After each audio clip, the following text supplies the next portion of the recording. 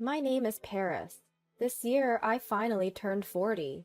Back in my 20s, I met my husband Damon, who was a contractor at my workplace, and we got married. We've had a comfortable life ever since, thanks to my husband's hard work over the years. Let me tell you about the time we struggled the most, right after we got married. I was born as the granddaughter of a landowner in a small town in Washington state. Although my grandfather was a landowner, he's not that impressive. But I did enjoy a fairly comfortable upbringing. As I grew older, I felt like I couldn't become a self-sufficient adult if I kept relying on my family's wealth, so I chose to work for a company in Boston. Determined to be independent, I moved to Boston. I didn't tell my husband that I was a landowner's granddaughter until we decided to get married. The reason was simple. I didn't think it was necessary. I was living off my own salary without relying on my family's money. So when my husband came to visit my family home, he was surprised by its size, but didn't make a big deal about it. I felt reassured that his attitude didn't change after learning about my background, and decided to go ahead with the marriage. Had he changed his behavior, I might have called off the wedding, suspecting he was after my family's money. One day, as we were discussing our upcoming wedding, my grandfather suddenly passed away. Since we were already engaged, my husband and mother-in-law attended the funeral. My mother-in-law suddenly said, "Isn't that Congressman Mr. Douglas?" She was referring to a politician my grandfather had been friendly with. Even though we were small-scale landowners, we had some connections in political and business circles. Impressive you noticed. Excuse me for a moment, I'll go say hello. I walked over to greet Mr. Douglas, but I couldn't shake the feeling that my mother-in-law was watching me intently, even from a distance. After the mourning period for my grandfather ended, we got married. We were enjoying the sweet atmosphere of newlywed life when something happened. "Paris, are you home?" During the daytime, when my husband wasn't around, the doorbell rang. It was my mother-in-law, and I was caught completely off guard by her sudden visit. Mother-in-law? Just a second! Let me get the door! As I scrambled to open the door, mother-in-law says with a smile, "Sorry for the surprise. Just wanted to see how you're doing." I apologize while trying to fix my disheveled hair. "I'm sorry for the way I look." "Mother-in-law, Damon's not here today. He's at work." "That's fine. I actually came to talk to you. Just wanted to make sure Damon's not causing any trouble." Mother-in-law asks various questions, like how my life with her son is going, and if I'm facing any challenges. I'm relieved for a moment, glad that mother-in-law is understanding. But then she sips her coffee, straightens her posture, and says, "By the way, I heard from Damon that your family in Paris owns land?" I didn't expect such a question out of the blue. Still thinking it's just small talk, I answer, No, it's not like that. My grandfather just owns a little land. It's not a big deal." Mother-in-law smiles and asks, "But your family's well off, right?" Something about this makes me uneasy. I manage to keep a smile and play it off. As I suspected, the conversation shifts to awkward topics like my income and whether I'm getting any financial help from my family. From then on, mother-in-law starts visiting our home whenever Damon is not around. She'll look around and always say, "You should ask your parents for help." This happens especially when the house is a bit untidy or after she's taken a peek in the refrigerator. I can tell she's implying, "Why don't you hire a housekeeper?" Or, "You should ask for grocery money." Not wanting to argue, I brush it off each time with a laugh. Then one day, I noticed my card holder was missing. It was a small branded gift from my mom when I got my job. I'm not fond of expensive things, but I remember Mom saying, "Let me do this much for you." And I treasured it, even though it was a bit worn out. I searched everywhere, drawers, bags, but couldn't find it. So casually, I asked mother-in-law, who sometimes helps with cleaning, "Have you seen a yellow card holder?" I thought she might know because she sometimes helps me clean our house. What she says next is completely unexpected.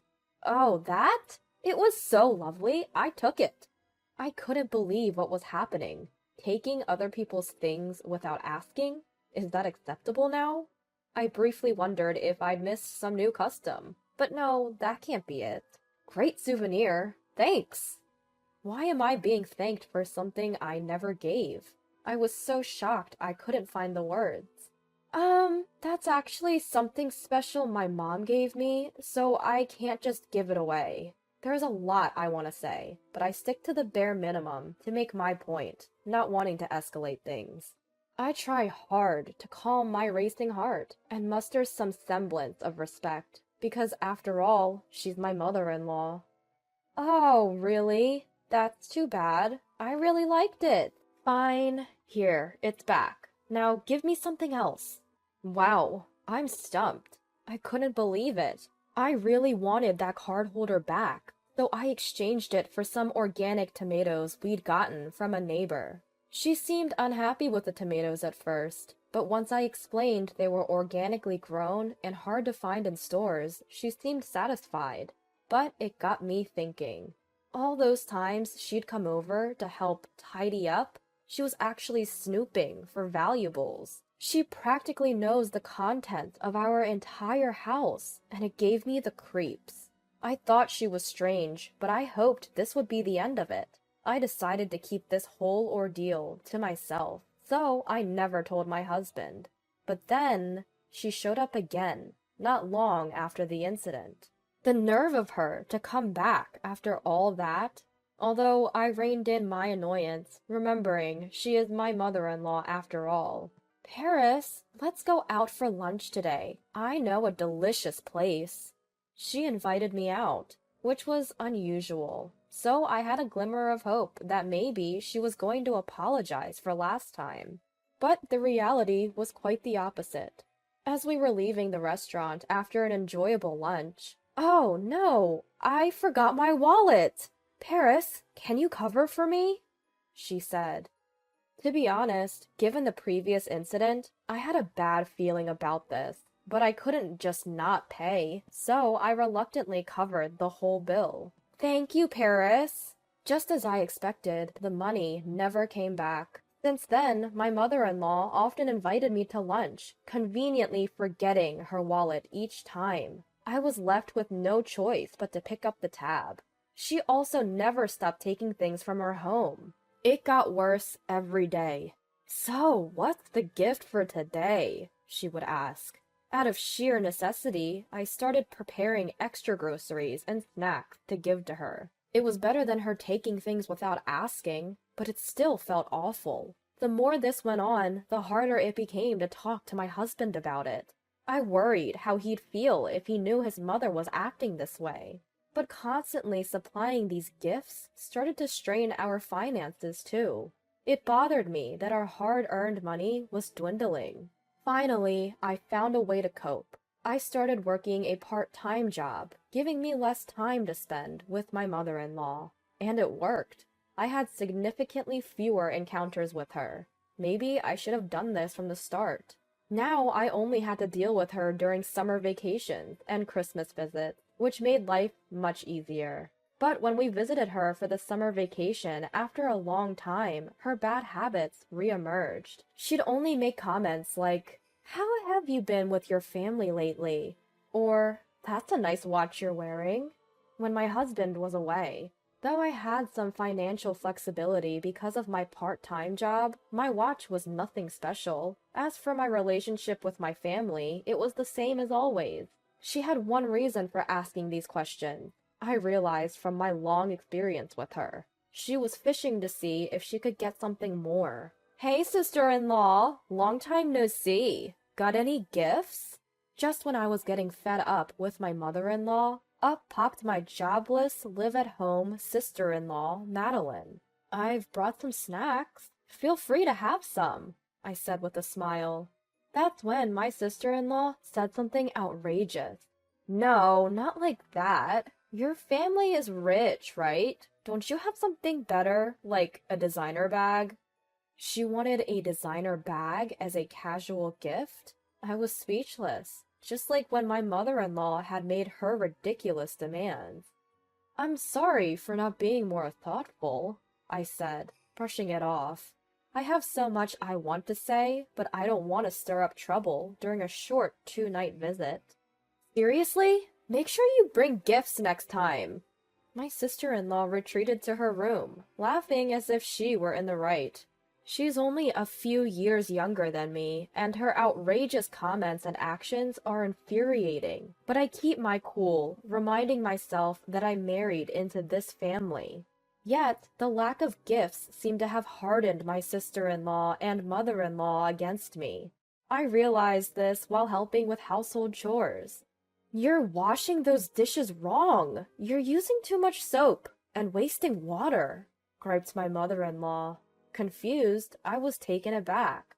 I wash dishes like anyone else, and it's the same way I do it at the restaurant, where I work part-time. If anything, I think I'm more careful here. Well, you're from a well-off family, so I guess you're not used to household chores, she chuckled. Here I am, washing a mountain of dirty dishes she'd left, and she's saying I don't do housework? The audacity. I wanted to voice my displeasure, but I held it in. Well, it's done now. Just pay for the soap and water later, she said. With that, she left all the chores to me and went off to watch TV. My sister-in-law was no better, demanding an allowance from me. I have no obligation to give money to an adult woman who's only 3 years younger than me. I tried to laugh it off, but she was persistent. She even opened the bathroom door while I was showering to say, "I'm waiting for my allowance." Even between women, this is unacceptable. Finally, I lost my patience and snapped. I can't do that. Perhaps because she's younger, I loosened my self-control. What? How arrogant. I'll tell Mom, she retorted, and she really did report me to our mother-in-law. Under normal circumstances, a parent would scold or be dumbfounded by such behavior, but not the woman in this family. How could you, Paris? Don't you find Madeline adorable? I was reprimanded. Adorable? No way. But I knew they would keep blaming me until they got money. I'll be going home tomorrow. With that thought, I ended up giving in and handed my sister-in-law some money. And so it was decided that we'd visit my in-laws again for Christmas. At that time, we had just returned from a trip to Italy for our wedding anniversary, so I thought no one would say anything more. I heard mother-in-law and father-in-law will be celebrating their 25th wedding anniversary next year, so I bought them a pair of Venetian glasses, each costing around $300 as a gift. I've had my ups and downs with mother-in-law, but I felt I could put my heart into choosing these. For my sister-in-law, I picked out a leather bag from a popular, though not famous, Italian brand. It was a little bitter meeting their demands, but our rare trip had been enjoyable, so it didn't bother me too much. In fact, during the trip, I confided everything about mother-in-law and my sister-in-law to my husband. It felt wrong to bring it up during a fun moment, but the freeing atmosphere of our trip made me spill the beans. My husband held me and said, "I'm sorry. I'm glad you talked to me. Let me know right away if something happens again." He's truly a wonderful man. I'm glad I married him. I felt so clear-headed. But my warm feelings were about to be shattered. Crash! A loud noise rang out, and startled, I rushed to the kitchen. The Venetian glasses I gifted were in pieces. "Oh, Paris! I'm so sorry! My hand slipped!" Mother-in-law was laughing as she said this. Could someone's hand really slip and break both glasses? It's a lie. She did it on purpose. I couldn't help but glare at mother-in-law. For a moment, mother-in-law hesitated, but then laughed it off. They break so easily. Wow, what happened? Did it break? My sister-in-law was drawn in by the noise. Yes, it did. It was just an accident. This is not how someone who breaks a gift within hours should act. I couldn't believe the nerve of these two, laughing non-stop in this situation. Memories of past grievances flooded back. I'd carefully chosen these gifts, thinking of mother-in-law and father-in-law. I stared at the broken glasses, my heart sinking, when my sister-in-law looked at me. Well, if it's such a cheap thing that breaks easily, you shouldn't have bothered. If you're wealthy, bring something high-end, at least. My stepsister nodded in agreement with my mother-in-law's words. I don't need such pathetic souvenirs. Oh, wait a minute. Rushing back to her room, my stepsister returned with the bag I had gifted her. I was actually running out of toys for Charlie, she said, laughing as she let Charlie, the family dog, in the yard chew on the bag. In no time, the bag was in tatters, ruined by teeth and dirt. It felt like my fond memories of Italy were torn to shreds, and tears almost filled my eyes. I won't forgive this. Fine, I'm leaving. I won't be coming back anymore, I said. Both my mother-in-law and stepsister responded with a puzzled, huh? Their mouths were still smiling, so I guess they didn't get it. No worries. Let me make it clear for them. Did you hear that? I spoke into my mobile phone. Yes, I heard it all. I'm on my way. Upon hearing my husband's voice, I ended the video call. In reality, he had left me alone on purpose to gather evidence of their mistreatment. I had been updating him via WhatsApp, and upon hearing a noise, he had instructed me to start a video call. The only reason I didn't break into tears was that I had a strong ally on my side. My husband arrived and immediately asked, "What's going on here?" "My glass from Paris just accidentally broke," my mother-in-law responded. Stepsister also tried to chime in. "Charlie just decided to..." But my husband wasn't having any of it. "Don't mess around! I saw everything! What are you doing to Paris?" At that moment, the words, "doing to Paris," caught my attention, as if something had been done to him, too. "Well, you don't give us much money, do you? Paris is your wife. It's okay, right? It's her duty," my mother-in-law retorted. I was stunned. Could it be that they were mooching off my husband as well? "Mom and your bunch have always been messed up. Stop leeching money off your kids." With my husband's words, suspicion turned into certainty. Turns out, he'd been asked for money by his family for a long time, too. Before we got married, they even created debts under his name, which he ended up paying off. After marriage, the money grubbing continued. It seems he just didn't lend them anymore. I was truly shocked to find this out, but maybe he felt it wasn't necessary to tell me, just like I hadn't told him I was the grandchild of a landowner. He probably thought it was a problem only he had to deal with. Never could he have imagined that they'd target his wife. But since my parents were landowners, they now targeted me. How far will these people go to squeeze money out of others? It's disgusting. Even if they're my husband's family, they're awful. That's it! If you're going to go after Paris, too, then it's a different story. My husband raised his voice. From now on, I'm cutting ties with this family. I'll sell off everything I bought. From cars to household items. You better find a new TV and fridge, quick! At this moment, my mother-in-law and sister-in-law were visibly stunned. And for good reason. The only people living in this house are my retired father-in-law on pension, my homemaker mother-in-law, and my unemployed sister-in-law. This household doesn't have the means to recover the household items if they're sold. My husband and I, who work hard outside and earn our own money, must have been seen as reliable support. "Let's go," said my husband, pulling my hand. We left the kitchen. But from behind, my mother-in-law and sister-in-law chased after us. "Wait! Please, don't abandon us! We won't ask Paris for gifts anymore!" At these words, my husband stopped. "Stop making basic decency sound like a favor! It's messed up to demand money and gifts in the first place!"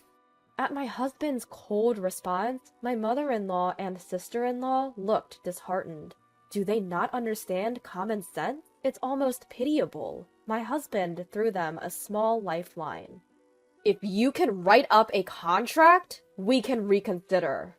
Upon hearing this, my mother-in-law and sister-in-law said, "A contract?" looking puzzled. The agreement was straightforward, meant for someone committed to working hard. No contact or communication with me when my husband isn't around, and to pay back all the money they've borrowed so far.